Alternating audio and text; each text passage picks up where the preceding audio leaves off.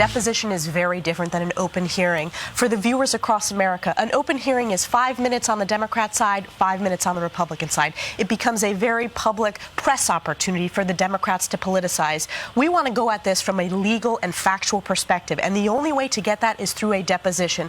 And I will remind you, Will, this is what Democrats said when they refused to allow just an open hearing. When they made their argument, they want a deposition. So now they're trying to make the counter argument, but they are on record saying that witness should have a deposition. So it is unacceptable that Hunter Biden's attorney said he just wants to do an open hearing. The only correct response to the subpoena is a deposition.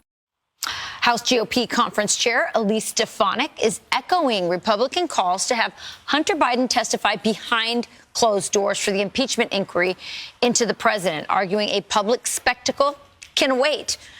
Seamus Bruner is the author of Controligarchs, and he's the director of research at the Government Accountability Institute, and he joins us now. Seamus, so great to have you on. So the GOP says we need this behind closed doors, no grandstanding.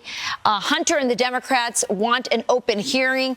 You've staked your whole career on government accountability and holding the powerful accountable and getting to the root of scandals like this. What do you think should happen? Yeah, it's great to be with you, Rachel. Congresswoman Stefanik is absolutely correct. It needs to be behind closed doors. And of course, Hunter and his allies want to make it the public spectacle where it's about the drugs and people and the prostitutes and poor Hunter's problem. They need it behind closed doors so they can really drill down, get to the meat of the problem, follow the money, reference the emails that are so damning against Hunter and even Joe.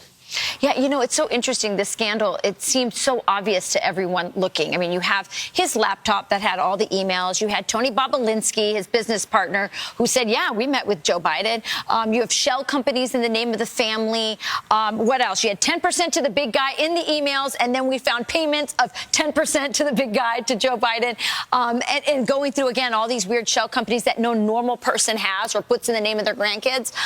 So why is it taking so long with this particular family? You studied a lot of these corrupt families. What is it that this family has in particular?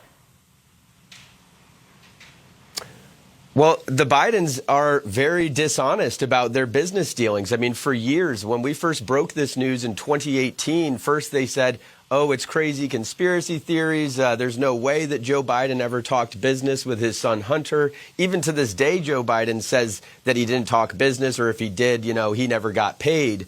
And the standard that the Democrats have set on this, which is, well, Joe never got paid, that's not the standard. 18 U.S.C., the bribery statute, Section 271 says that anything of value for any official action. And so the thing of value could be payments to Hunter. It could be payments to James Biden and the other Biden family members. It doesn't have to go directly to Joe. So that's a false standard.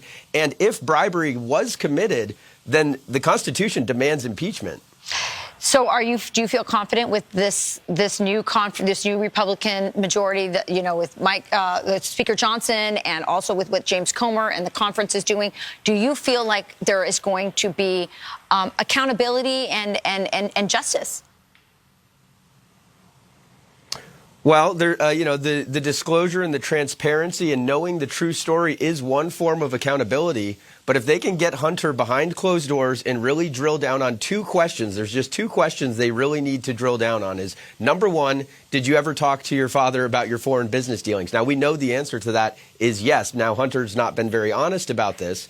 But the second question is, did your father ever talk to your business partners while doing foreign policy that affected their business? And the answer to both those questions is yes.